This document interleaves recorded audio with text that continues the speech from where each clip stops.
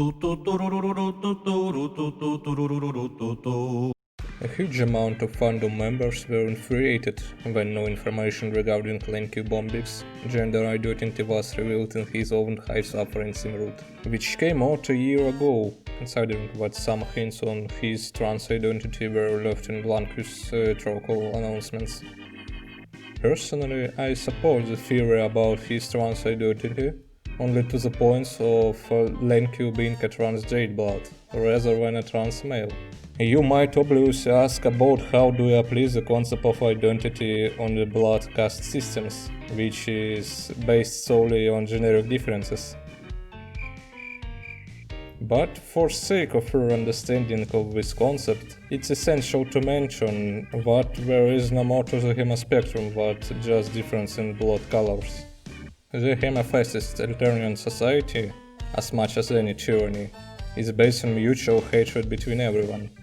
The middle classes might not suffer from the same problems as the low bloods do, but they still depend from their positions. Based on information deriving from original and post-Homestuck content, we might come to the conclusion that the blood color-based segregation is more of a formality. The creator of Lenky character has given multiple hints on the Bombix's apparently romantic relationship with Malik. It's also worth mentioning that it's not likely to the J-Bloods to leave the Brooding Caverns, and their contacts with other blood castes is pretty limited. It might be that Lenky actually got into trouble within his community and escaped to live a life as Jadeblood. Considering Bronio's personality, it was possible for J-Bloods to accept him and help to lie low. After all, they raised Karakor while having basically no reason or obligation to do that, and their ability to hide from the government is never in question. They managed to bring up a mutant such as Karkat and find him a place in the society.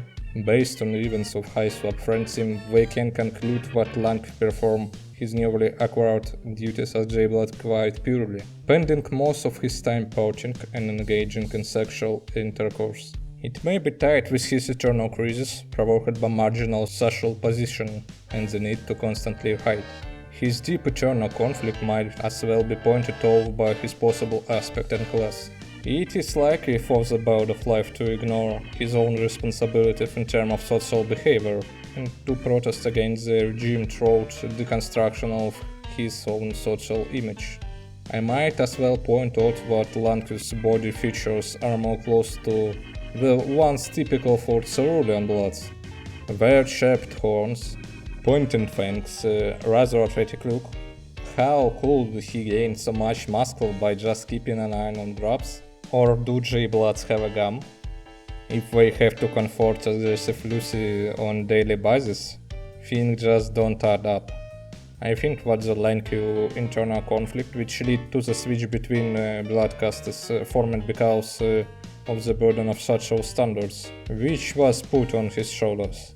It's a common subject in classic literature, but here it starts with new colors.